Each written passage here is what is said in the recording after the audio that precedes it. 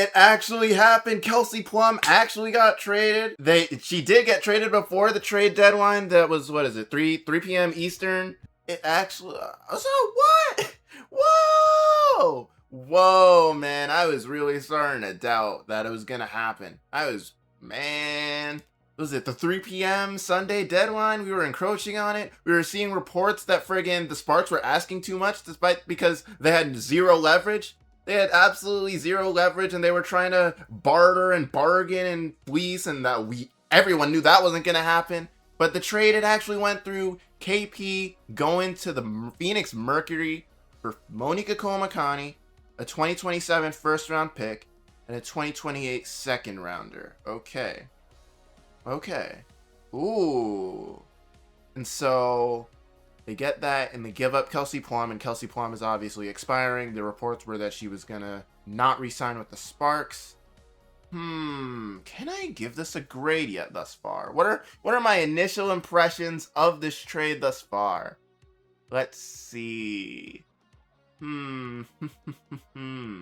Alright, and they also get Monica Komakani. I forgot about that. Yeah, they get Monique, and Monique this is her second year in the league, I believe, because last year she was a rookie, I think. What? How old is Monique? I just wanna make sure how old Monica Komakani is before I really speak.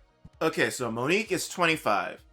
So they still get a 25 in WNBA terms is still young, because most players come in the league when they're like 23, 24. So 25 is still young.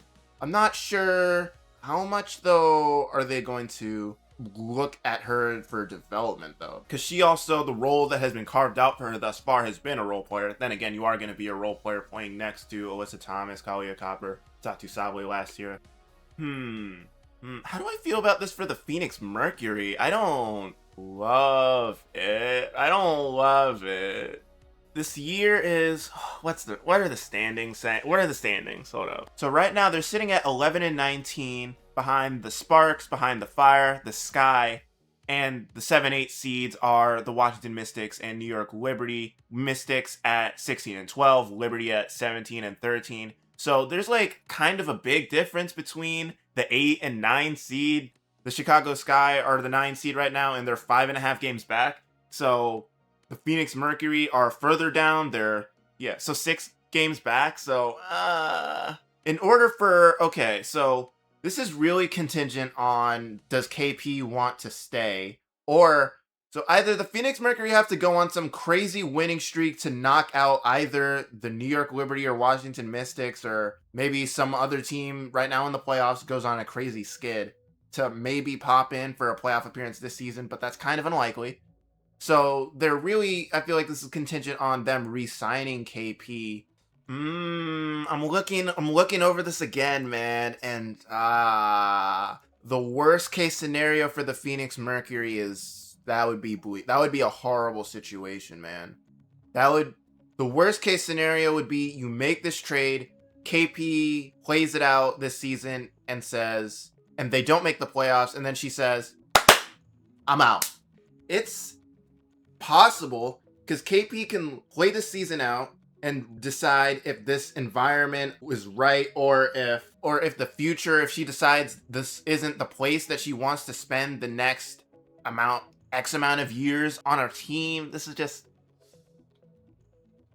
I don't know if KP, because this is, she's coming into a bad environment with a team that was all in from the finals, all in, and then, I don't love it.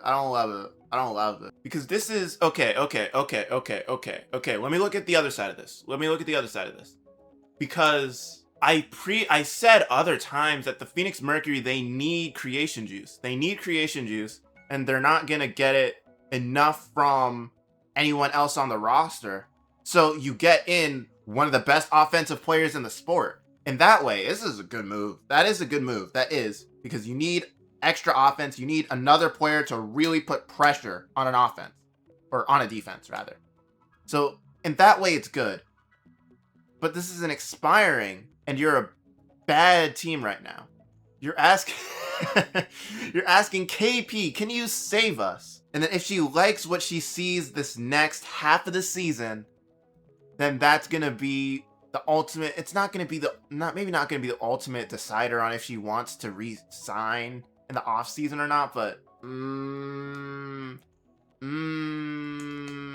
not. I'm not because like I don't want to. Because the future is just not bright for the Mercury, though. Because I know AT maybe still has a few years left, but she's already on the decline. This is. This is okay. This is tough for me because I see exactly why the Phoenix Mercury would make this trade to delude. I don't want to say delude themselves. I see exactly why the Merc would make this move. I just don't think it moves any needles, though. I don't think this changes anything. I think it's too late in the season for them. And then KP just. I don't want to say for certain she won't re-sign in the offseason, but she's got to see that the future probably is not on the up and up. And then she's going to survey her options and then decide if she really wants to stay, because this is also, at this point, what does she want to do with her career? Because she's won championships with the Aces, and then she spent 2 years in LA. She thought probably it would be better than the tenure it ended up being. But she wanted probably a bigger role out there, had that experience with an organization that wasn't good. Now, does she want to go back to winning? Does she still want to be a main focal point of an offense? Even if she does, I don't think the Phoenix Mercury is the place where she wants to do that, man. This is tough. It makes perfect sense why the Merc would do this. Yes. And then the Sparks, what did they get back? Monique, a 2027 first, and a 2028 second. So, 2 picks. So it's good. It's good. It's good.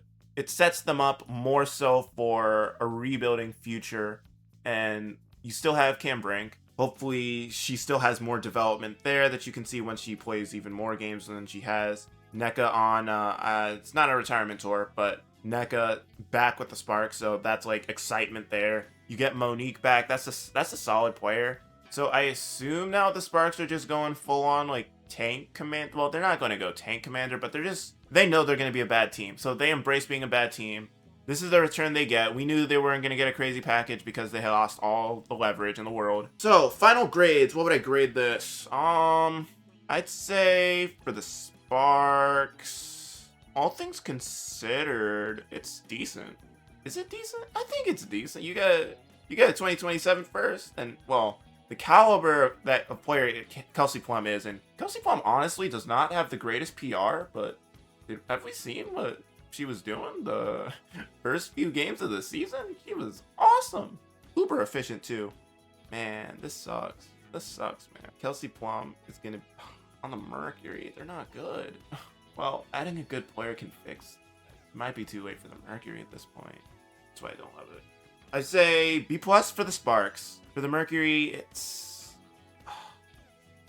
This is just so contingent on Kelsey Plum wanting to stay or not.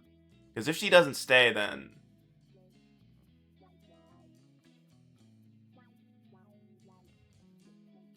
I don't know. So I'll say the upside is... waited so long for this, though. B-? No, that's not right. How much does Kelsey Plum change? I just don't love it. Maybe my mind changes. I don't know.